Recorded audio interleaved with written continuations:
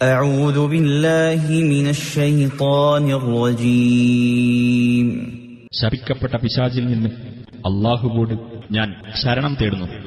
ولقد صرفنا في هذا القرآن للناس من كل مثل وكان الإنسان أكثر شيء جدلا.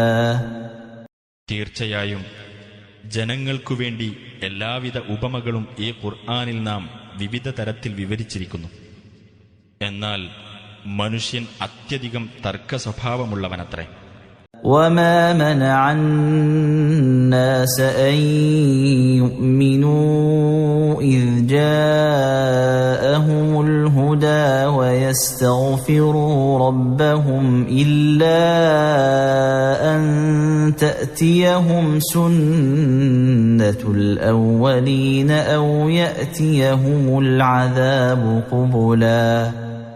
തങ്ങൾക്കു മാർഗദർശനം വന്നുകിട്ടിയപ്പോൾ അതിൽ വിശ്വസിക്കുകയും തങ്ങളുടെ രക്ഷിതാവിനോട് പാപമോചനം തേടുകയും ചെയ്യുന്നതിന് ജനങ്ങൾക്ക് തടസ്സമായത് പൂർവികന്മാരുടെ കാര്യത്തിലുണ്ടായ അതേ നടപടി അവർക്കും വരണം, അല്ലെങ്കിൽ അവർക്ക് നേരിട്ട് ശിക്ഷ വരണം എന്ന അവരുടെ നിലപാട് മാത്രമാകുന്നു.